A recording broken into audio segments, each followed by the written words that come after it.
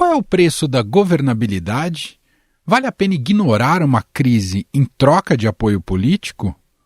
No começo do ano, Lula disse que não iria tolerar erros dentro do seu governo e que quem os cometesse seria convidado a sair. Quem fizer errado sabe que tem só um jeito. A pessoa será simplesmente, da forma mais educada possível, convidada a deixar o governo, e se cometeu algo grave, a pessoa terá que se colocar diante das investigações e da própria justiça. Na prática, isto não está acontecendo. Você já teve a oportunidade de ouvir, neste podcast, o caso do ministro das Comunicações Juscelino Filho, do União Brasil.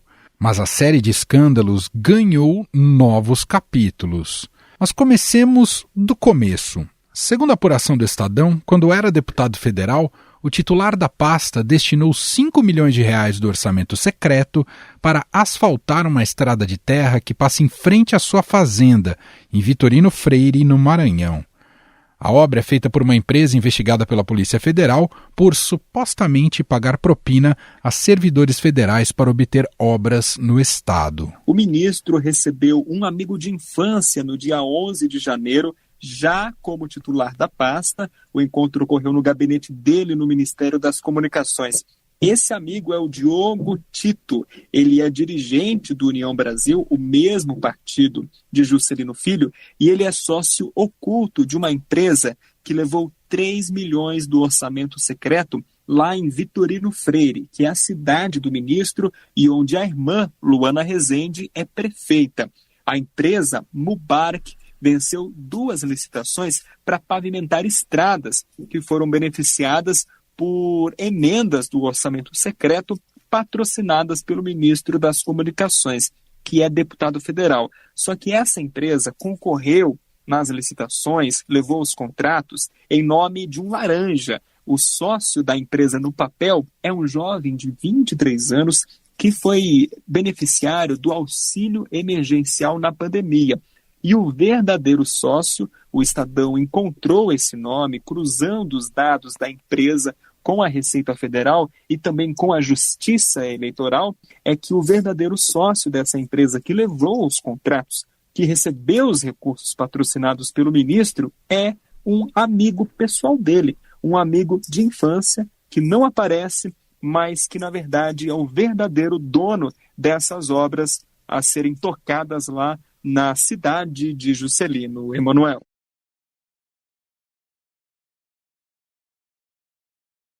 Este que você ouviu é o repórter do Estadão em Brasília, Daniel Vetterman, detalhando este primeiro caso envolvendo o ministro das Comunicações.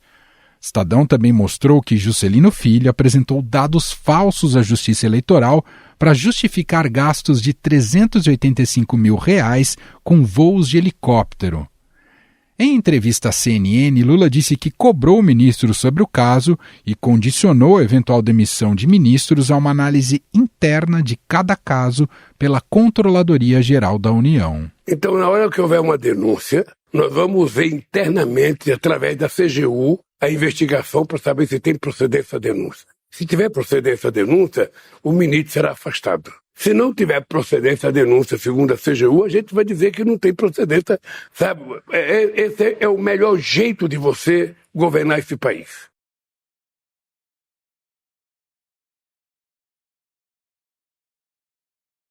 No entanto, de lá para cá, nenhuma decisão foi tomada e Juscelino Filho continua à frente do Ministério das Comunicações, mesmo nunca tendo trabalhado nesta área.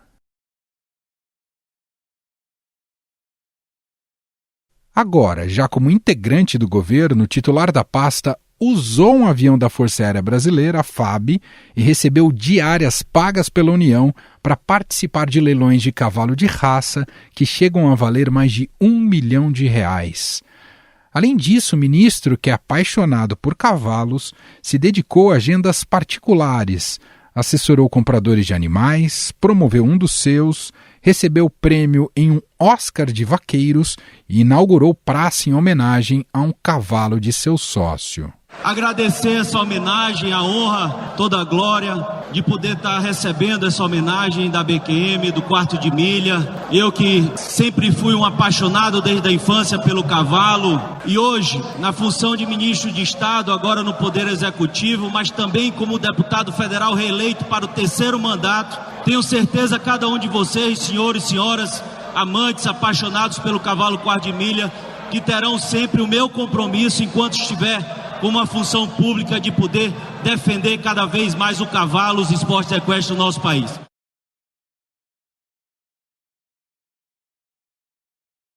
Quem nos conta com um pouco mais de detalhes essa história é o repórter do Estadão em Brasília, Vinícius Valfré. O que fez o ministro, Manuel? Ele colocou na agenda 2 dias de compromisso, na quinta-feira e na sexta-feira, dias 26 e 27 de janeiro, só que para esses 2 dias ele marcou na quinta-feira uma reunião ali na Claro, de 1 hora, na sexta-feira marcou 2 reuniões, uma de meia hora na Anatel e outra de 1 hora na Telebrás, e a partir do meio-dia ele pôde se dedicar aí totalmente ao compromisso que estava marcado já há muito tempo. Naquele final de semana ocorria em São Paulo, primeiro na capital e depois em Boituva, uma série de eventos relacionados à criação de cavalos de raça, cavalos da raça Quarto de Milha, que chegam aí a ser vendidos por mais de R$1 milhão. Então, na sexta-feira, depois ali dos seus compromissos como ministro, o Juscelino Filho se dedicou a esses eventos. E aí, depois desse evento, desse Oscar, como eles chamam, dos vaqueiros, aí, o Oscar do Quarto de Milha, Juscelino então foi para Boituva, onde participou de 2 leilões, e nesses leilões, Emanuel, pasme, ele recebeu diárias do governo federal para poder se deslocar para esses locais. Lembrando aqui, para deixar muito claro, os compromissos oficiais como ministro de Estado foram na quinta-feira, logo que ele chegou em São Paulo, uma agenda na Claro, e depois na sexta pela manhã. Daí, da sexta tarde, sexta noite, sábado, domingo, tudo isso, nada disso fazia parte da agenda oficial do ministro. Mesmo assim, ele recebeu aí diárias que passam dos R$600 para poder se deslocar e ali ter as suas despesas custeadas durante todos esses compromissos. E nesse leilão, Emanuel, curioso que o ministro, mesmo estando lá, foi a São Paulo com o avião da FAB, recebeu diárias para isso, estava totalmente dedicado a negócios particulares. Ele estava assessorando compradores compradores que participavam desses leilões, inclusive ele estava também expondo um de seus cavalos, que deve ser colocado em leilão aí nas próximas semanas, nos próximos meses, um cavalo que deve chegar muito perto do recorde de valores negociados nesses cavalos em leilões, e estava lá o ministro, claro, apresentado ali como uma estrela dos eventos, né? Uhum. Afinal, eles falavam até, olha, o comprador aqui do lote 8, por exemplo, fez os lances com a assessoria de um ministro de Estado. Você já teve assessoria do ministro de Estado para participar de lances? Então essa aí, Emanuel, é a nova questão colocada aqui em Brasília. Mas as polêmicas envolvendo Juscelino Filho e seus cavalos não param por aí. O ministro das Comunicações escondeu do Tribunal Superior Eleitoral um patrimônio de ao menos R$2 milhões em cavalos de raça. Para especialistas em direito eleitoral, a prática de ocultar bens pode ser considerada falsidade ideológica eleitoral, com pena de cassação do mandato. Mas com todas essas denúncias e com a promessa de Lula de não admitir erros dentro de seu governo, por que Juscelino Filho ainda não caiu do cavalo?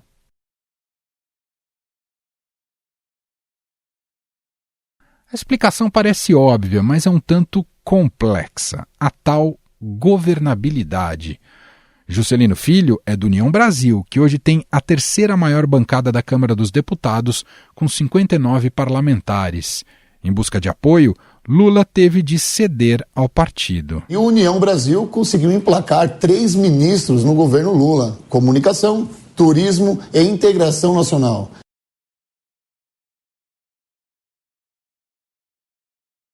A questão é que a União Brasil foi formada a partir de uma fusão do PSL com o DEM. toda a negociação com o governo federal foi feita pelo presidente do partido, Luciano Bivar, e por políticos que defendem apoio a Lula.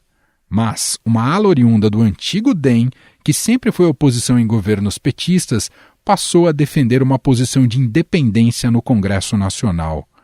Um manifesto articulado pelo deputado Danilo Forte conclama os políticos do União Brasil a não aderirem ao governo Lula.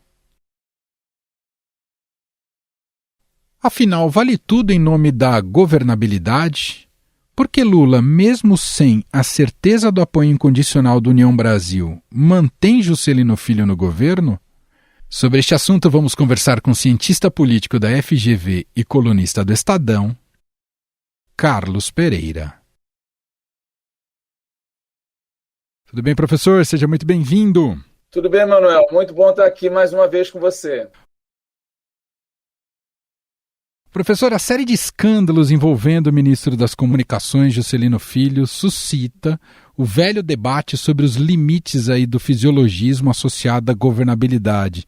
E aí te pergunto inicialmente, o governo precisa mesmo do União Brasil a ponto de sustentar um ministro que usa aviões da FAB para participar de leilões de cavalos? Ele precisa do União Brasil, mas não ao ponto de ter um ministro que é apreciador de cavalos e não declara na sua declaração à Justiça Eleitoral que é proprietário de uma série de cavalos de raça. Então, a União Brasil é fundamental para o governo, dado que o governo montou uma coalizão minoritária e se coloca como uma pretensão, uma ambição de aprovar uma série de reformas no Congresso Nacional. Reformas muito difíceis. Primeiro, inclusive, a reforma tributária, que em qualquer país do mundo, mesmo governos majoritários de um só partido, que tem maioria de cadeiras, não tem facilidade de aprovar. Então, imagina num governo ancorado em 12 partidos, uma coalizão muito ampla, muito heterogênea,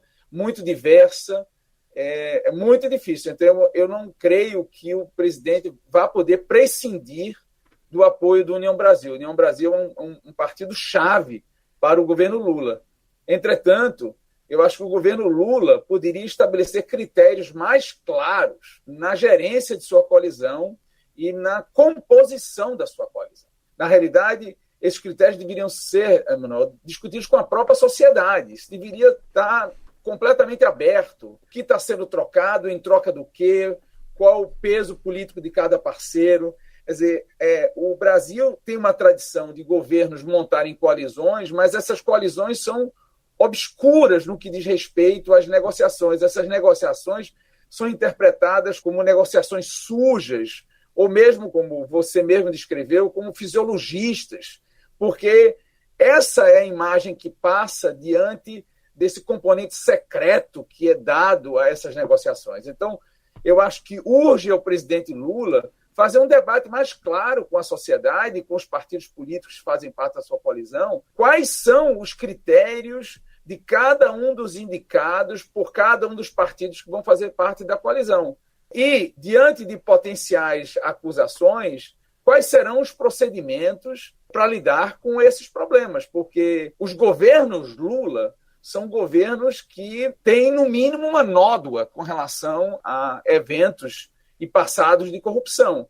Então, o presidente Lula está tendo uma terceira chance, uma chance, inclusive, de mostrar uma outra imagem. Para tanto, necessita sinalizar de forma clara para a sociedade e para os partidos o que pensa na composição dos seus ministérios e quais são os critérios que ele iria adotar nessa composição. Muito interessante o senhor mencionar essa questão dos critérios, porque me parece já a gente não se escandaliza mais com o fato, a despeito da ficha corrida do ministro das Comunicações, Juscelino Filho, que o Estadão tem revelado com muita abundância. Mas tirando isso de lado, já é um tanto estranho a falta de conexão dele com qualquer aspecto da pasta que ele lidera. Eu não sei por que nem isso escandaliza, professor. Escandaliza porque é delegado, vamos dizer assim, poderes amplos ao partido aliado, para que o partido aliado escolha o seu representante à revelia da preferência do presidente, certo? Porque como o presidente não estabelece critérios claros, os graus de liberdade para o partido aliado de indicar quem quer que ele julgue responsável por aquela pasta, vai acontecer. Então, é fundamental que o governo, por isso que eu não deixo de responsabilizar o governo, em especial o presidente Lula, por esses inconvenientes, porque esse inconveniente está acontecendo justamente porque o presidente aceitou a indicação sem saber justamente os pré-requisitos, vamos dizer assim, as condições em que o indicado tinha para exercer aquele papel.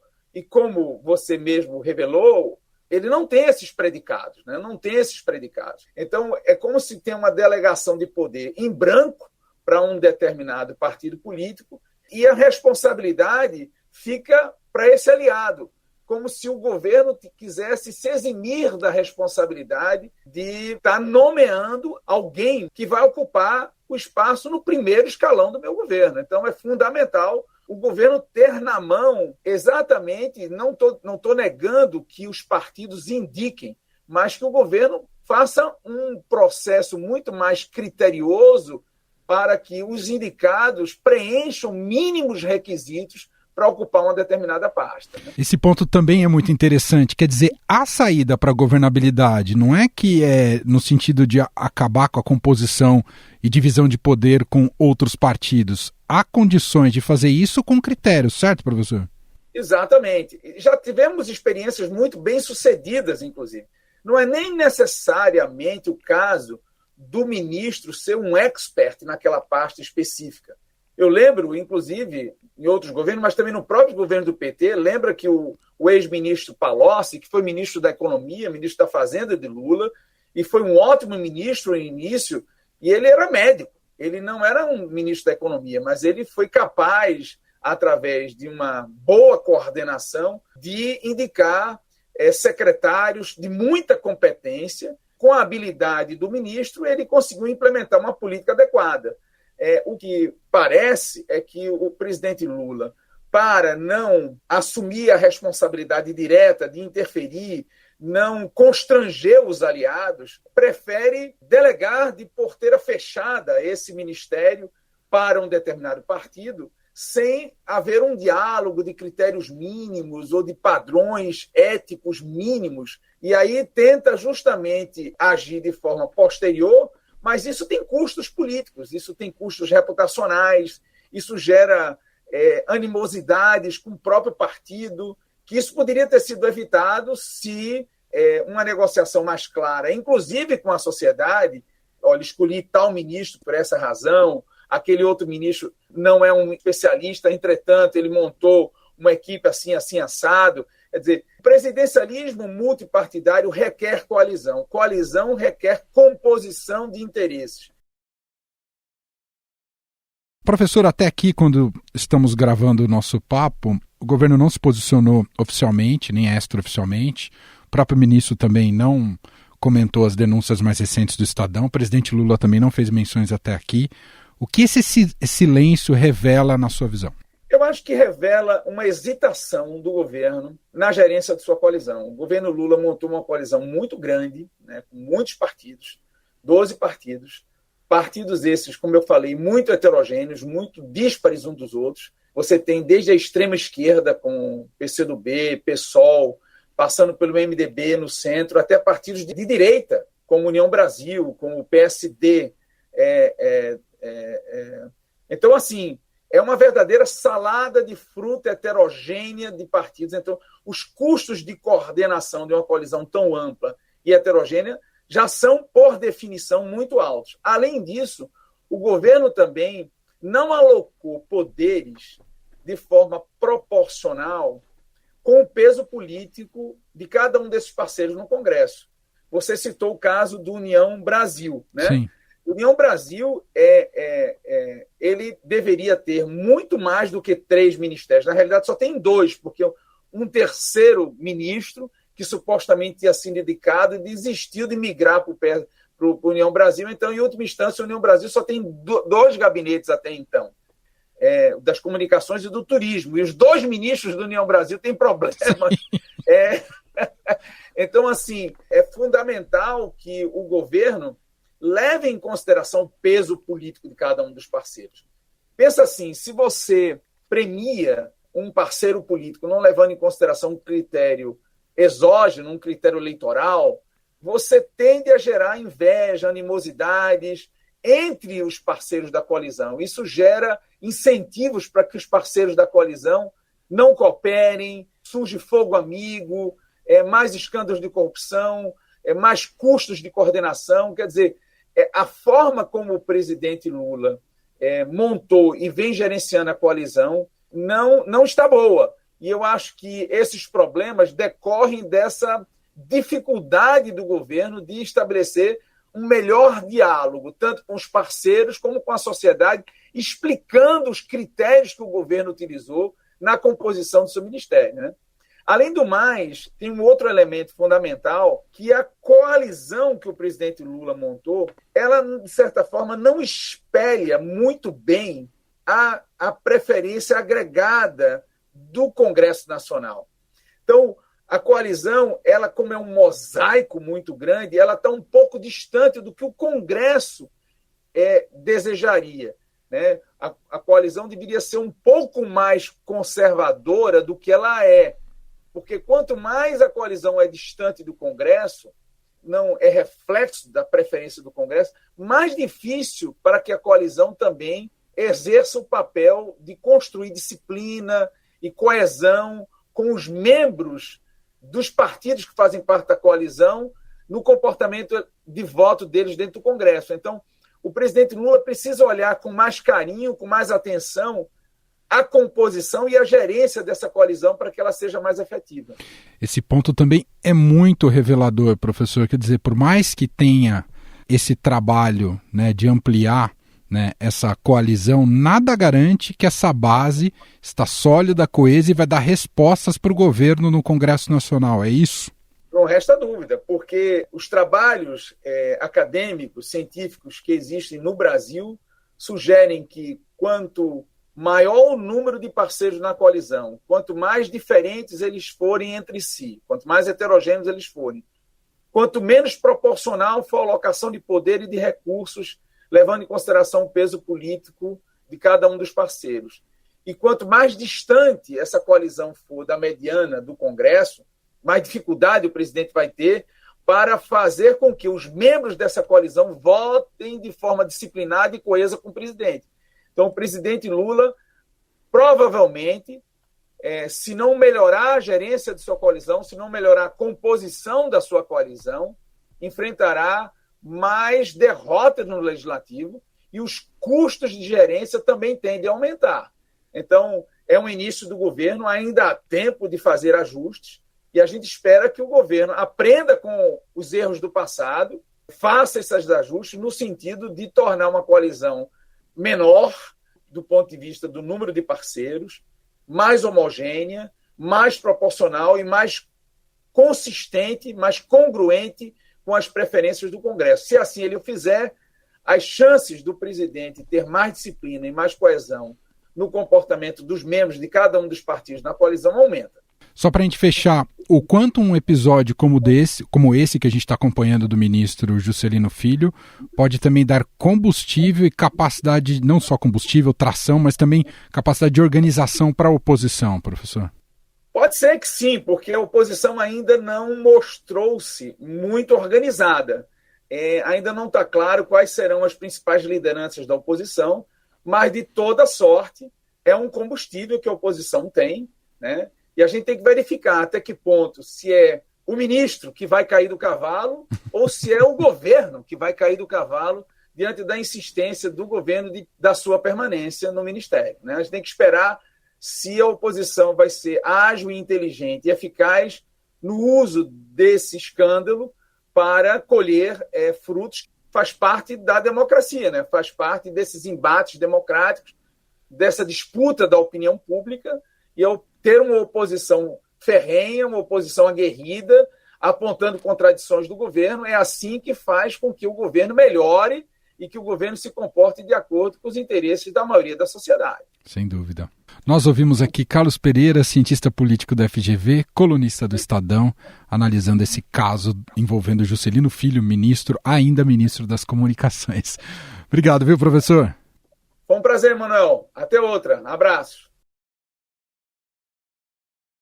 Até o fechamento deste podcast, nem o governo federal, nem o presidente da República e nem o próprio ministro das Comunicações, Juscelino Filho, se posicionaram sobre as denúncias. Estadão Notícias.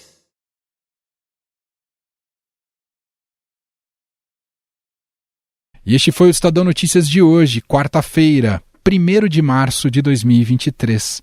A apresentação foi minha, Emanuel Bonfim. Na produção, edição e roteiro, Gustavo Lopes, Jefferson Perleberg e Gabriela Forte.